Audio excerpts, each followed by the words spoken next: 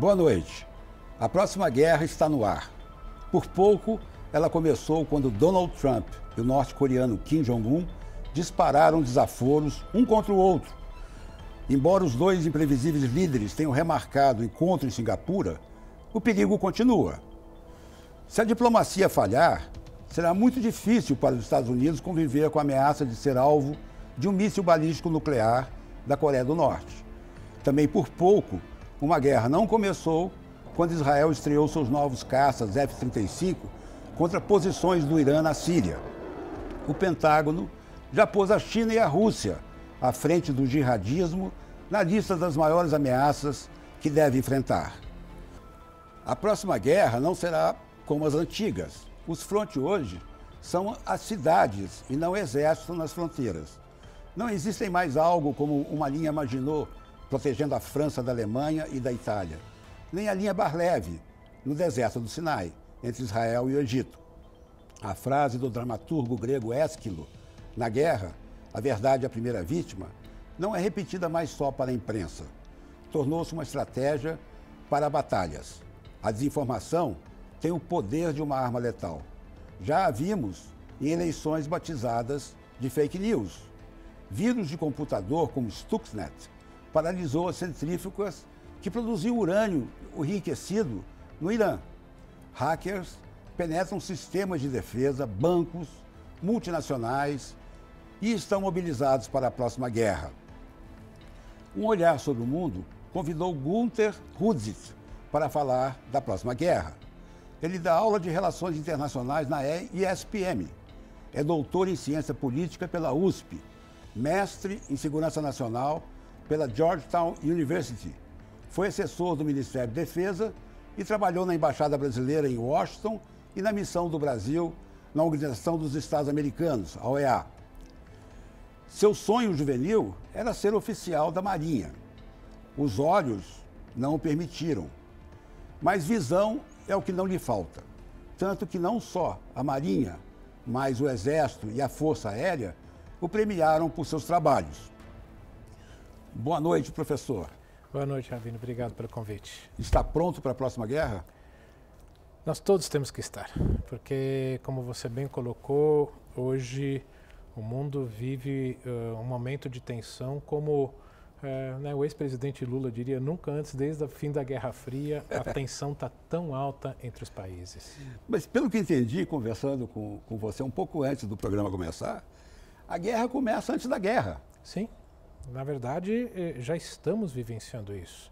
Como você bem colocou, os estados já estão se preparando, principalmente pela guerra eletrônica, pela que ficou comumente conhecido, né, como cyberguerra, a guerra nesse mundo virtual da internet, em que não só alguns governos tentam roubar conhecimentos governamentais, militares, e até também empresariais para fornecer para suas próprias empresas nacionais, como já instalar, né, os trojans, cavalos de Troia, ou seja, programinhas que ficam ali escondidos para que num eventual conflito eles entrem em ação e derrubem sistemas de infraestrutura de um país, energia elétrica, telecomunicações, para literalmente deixar um país cego, surdo e mudo, que isso facilitaria um ataque militar.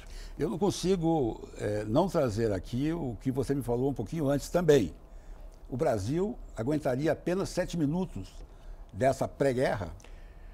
Sim, muito se fala da incapacidade hoje que as Forças Armadas brasileiras infelizmente têm, da penúria do equipamento e principalmente munição e combustível para sustentar uma guerra.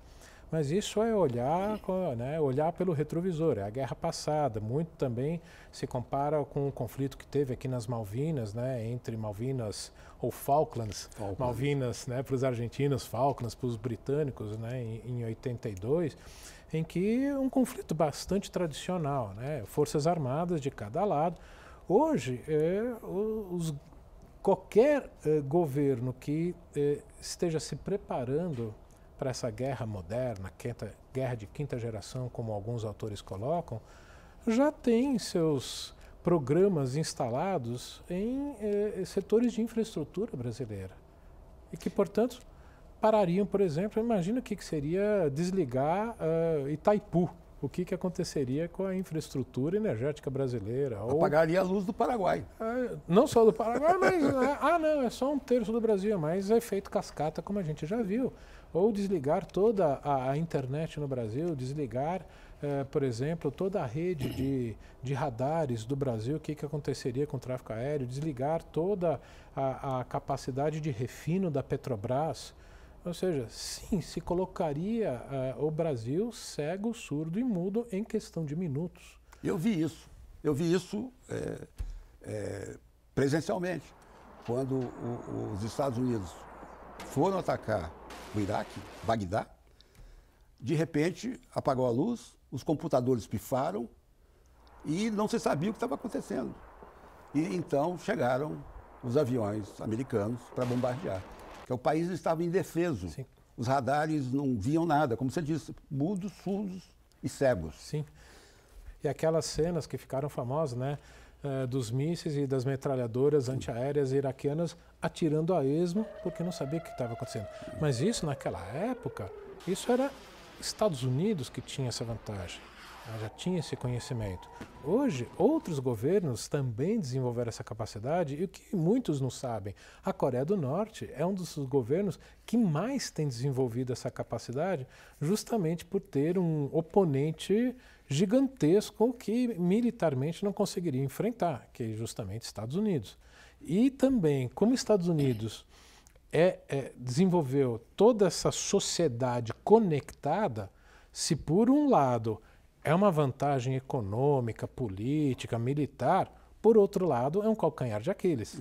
Se você desligar a internet nos Estados Unidos, essa sociedade desmonta. E por isso mesmo que a Coreia do Norte é um dos governos que mais tem dado dor de cabeça com o governo norte-americano. Cada país está aperfeiçoando suas armas de ataque e defesa. A Rússia tem o caça Su-57 e um escudo antimísseis radioeletrônico, o Rishag-Av.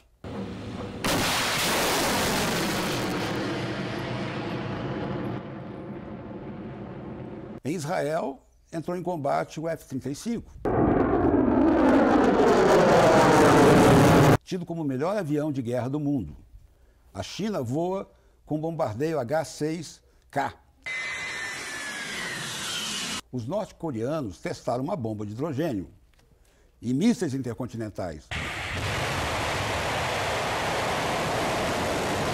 Além de ter, como você lembrou, um batalhão de hackers. A Índia produziu o míssil Agni-5. Os Estados Unidos estão instalando na Europa o sistema de defesa de alta altitude, THAAD.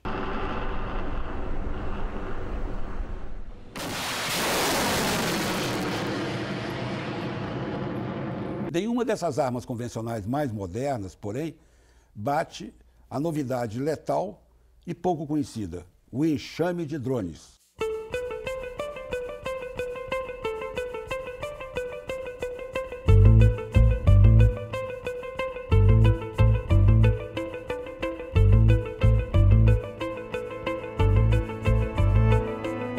O que podem baterias antiaéreas contra 1000 drones atacando como abelhas simultaneamente e guiados por inteligência artificial?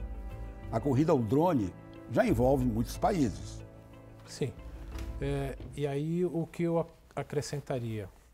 Não só drones de diversas formas e tamanhos, esse que você mencionou, são drones pequenos, em que a grande arma é a quantidade, mas é justamente a adição de drones e inteligência artificial. E que esse é o grande passo também para o próximo conflito, em que o equipamento militar não precisa mais do ser humano controlando.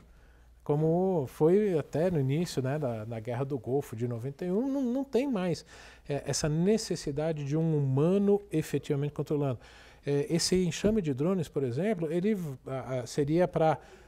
Primeiramente, eles dizem que é para reconhecimento de campo, como, né, teve um teste recentemente, né, na Califórnia, que a Força Aérea Americana disse, não, isso é para você conseguir fazer um reconhecimento de campo e não colocar nenhum piloto em risco, né, para sobrevoar, né?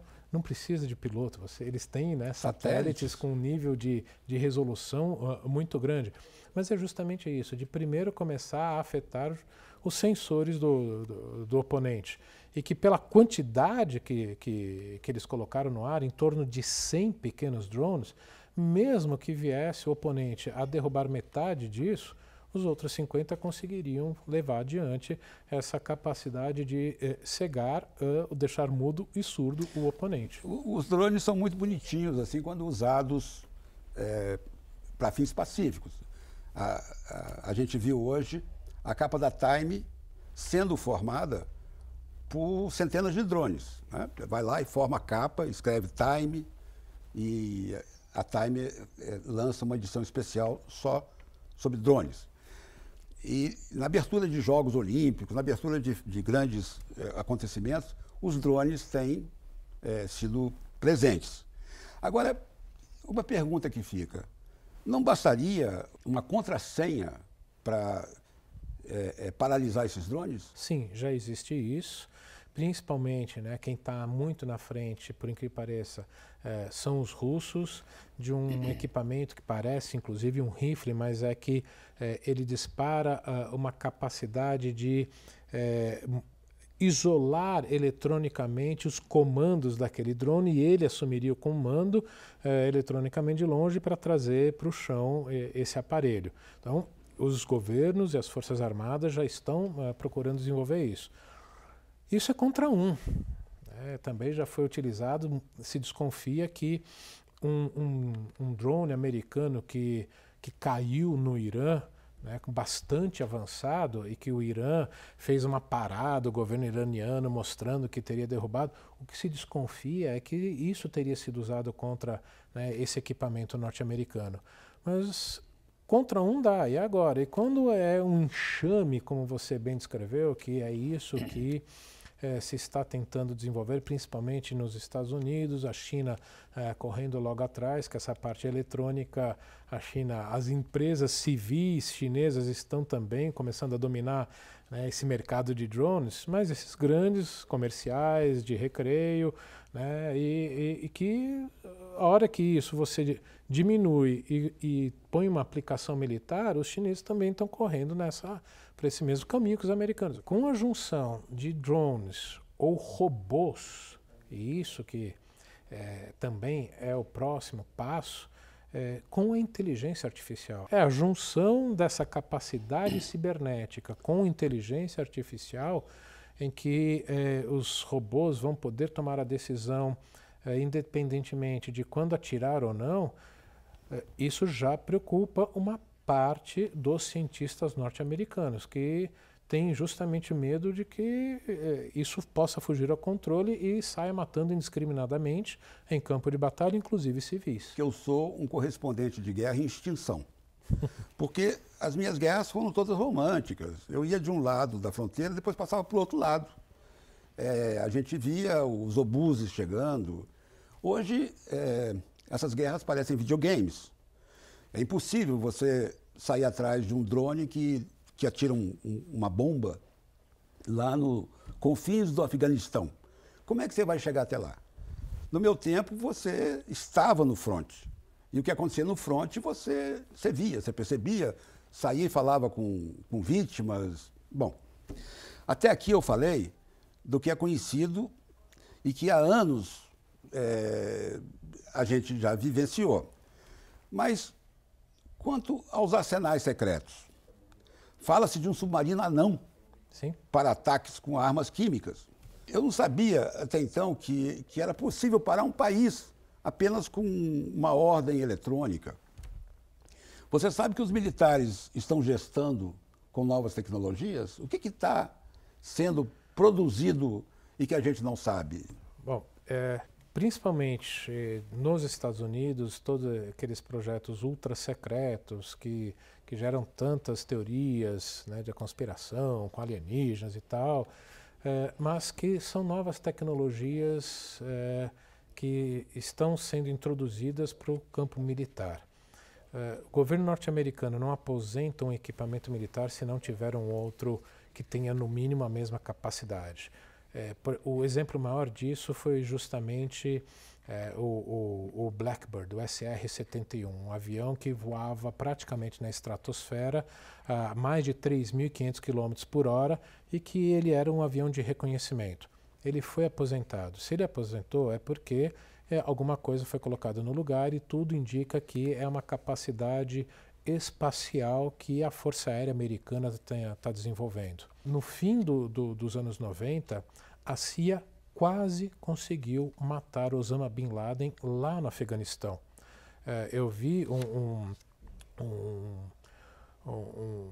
programa norte-americano, num dos canais norte-americanos, em que o agente, o oficial da CIA que estava lá, junto com um companheiro, acompanhando, tentando localizar Bin Laden, localizou a vila que ele estava, a casa que ele estava, e que passou isso para Washington até chegar lá e receber a ordem de atacar, Bin Laden já tinha saído de lá e eles perderam, mais ou menos por 10 minutos.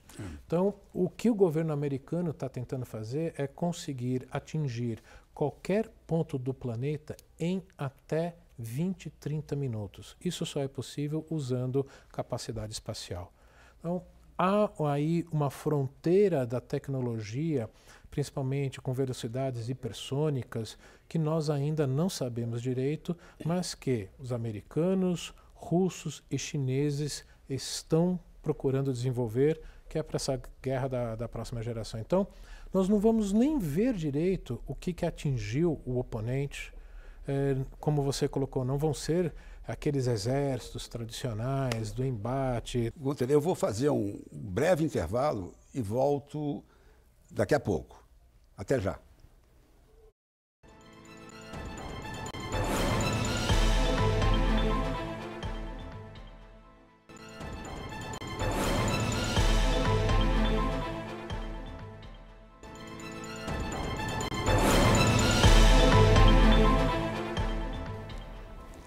Estamos de volta com um olhar sobre o mundo. Aqui no estúdio está o professor de Relações Internacionais na ESPM, doutor em Ciência Política pela USP, mestre em Segurança Nacional pela Georgetown University, Gunter Rudzik.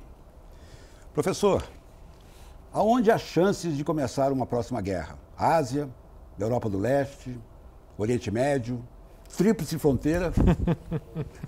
Bom, sem dúvida alguma, a que mais preocupa e a mais iminente é o Oriente Médio, principalmente entre Israel e Irã.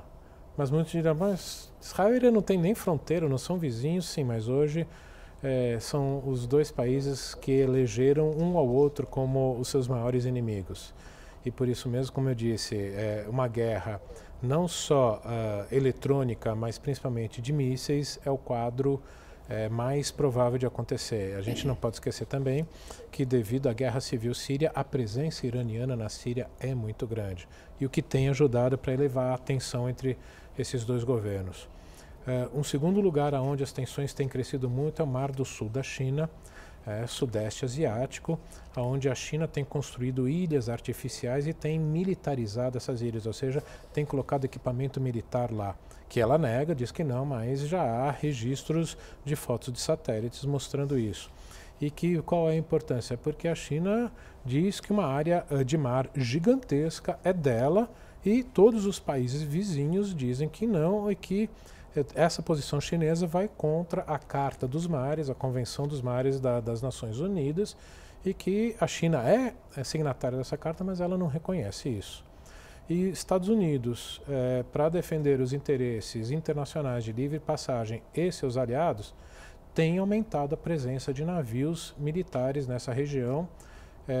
O estranhamento entre as forças militares desses dois países tem crescido. Recentemente, o general Mattis, que é o comandante, o secretário de defesa nos Estados Unidos, vem aumentando um discurso cada vez mais duro contra a China justamente nessa região. Então preocupa, mas como os dois lados têm bomba atômica, há uma certa contenção dessa escalada. Mas tudo pode acontecer num momento de tensão, né? E por último, assim, eu colocaria o leste europeu, onde a Rússia, frente a esses países que eram da União Soviética, como por exemplo as 3 repúblicas bálticas, Estônia, Lituânia e Letônia, e Polônia, que fazia parte do bloco soviético, a pressão russa tem crescido muito. O exemplo maior é justamente o que aconteceu na Ucrânia, que está numa guerra civil, muita gente esquece, mas que está numa guerra civil aí já faz alguns anos, e que é justamente essa tentativa de influência russa diante desses países. Então, há uma tensão latente que passa despercebido de muita gente. Bem, a Rússia empregou na Ucrânia as armas de desinformação, cyberwar, chantagem econômica e a força militar. A revista The Economist diz que a Rússia está aquém da economia da China. Rússia e China seriam pários para os Estados Unidos? Eles topariam entrar em guerra com os Estados Unidos? A pergunta talvez seja, os americanos topariam entrar em guerra contra esses dois países?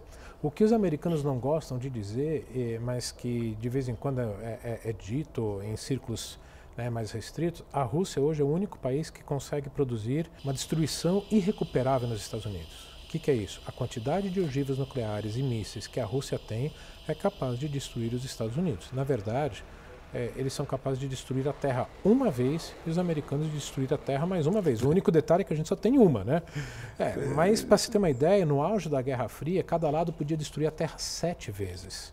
Então já diminuiu. Esse armamento teria um poder dissuasivo, mais do que ofensivo, não? A lógica é essa. É a destruição mútua certa, né? Em inglês, né? É MAD, mad, de louco. Ou seja, o equilíbrio do terror faz com que os dois lados mensurem muito bem até onde pode ir, até não. Por isso que os americanos não entraram em guerra contra a Rússia por causa da Geórgia em 2008, não entraram em guerra contra a Rússia na Ucrânia, porque tem isso. Tá? A mesma coisa se aplica à China, que tem uma capacidade muito menor nuclear do que a Rússia, mas é capaz de destruir as grandes cidades norte-americanas, sim. Só que o detalhe que é muito importante é que um general russo já disse para um jornalista americano em 98, depois da crise do Estreito de 96, entre China e Taiwan, né, quando Bill Clinton mandou dois grupos de batalha, 2 porta-aviões gigantescos da classe Nimitz para a mesma região do Estreito, que fica ali entre China e Taiwan. Depois dessa crise, quando jornalistas estavam acompanhando os políticos militares lá em Pequim, num jantar de despedida, um general chinês falou para um jornalista americano: nós temos certeza que vocês não trocariam Los Angeles por Taiwan. É a maior ameaça que um oficial chinês já fez aos Estados Unidos, que é literalmente dizendo o quê? Se vocês apoiarem a independência de Taiwan, nós vamos à guerra. Porque para a estabilidade interna da China, Taiwan tem que ser chinesa. Por quê? A integridade territorial faz parte da cultura chinesa. Isso é um processo histórico muito longo. Mas o que eu sempre brinco com os alunos em sala, vocês já imaginaram o que seria 1% de chinês nervoso protestando na rua? Agora, professor, o papel da ONU nessas novas guerras, o que ela pode fazer? ONU é aquilo que os Estados-membros querem que ela seja. O secretário-geral das Nações Unidas tem um poder muito pequeno diante do que os Estados querem ou não fazer. É um poder, no máximo, de tentar, pela moral do cargo, de dizer que ele representa essa vontade dos povos de paz, tentar conclamar para uma paz e cooperação. Mas, Conselho de Segurança, quem decide são os Estados-membros e principalmente aqueles 5 grandes que têm o poder de veto. Estados Unidos, Rússia, China, Reino Unido e França. E, portanto, quando os seus interesses estão em jogo, eles vetam e aí não vai para frente. Por isso que a ONU não tem praticamente papel nenhum nesse processo. eu ainda continuo me lembrando das minhas guerras do Oriente Médio, em que sabe que a gente corria atrás de avião caindo. Sim. Por quê? Porque o Israel compra aviões dos Estados Unidos com determinados limites. Então, na minha época, o F-16 não era um avião de combate, era um avião defensivo. Então, eles mandavam lá o Mirage, baixinho. Quando o Mirage era atacado, o F-16 descia para dar combate. E quando caía um avião, nós tínhamos que ir atrás dele para saber o que ele era. Se ele era um MiG, se ele era... o que ele era. E me lembrava muito dos meus tempos em Minas, correndo atrás de papagaio, de pipa, né? Quando voava? Quando voava. Era essa a nossa função numa guerra. E à noite a gente jantava e ficava assistindo as balas traçantes de um lado ao outro do porto, em Beirute. Os palestinos de um lado mandando aquela trajetória brilhante e o outro respondendo. E nós jantando com uma garrafa de vinho depois de um dia de guerra.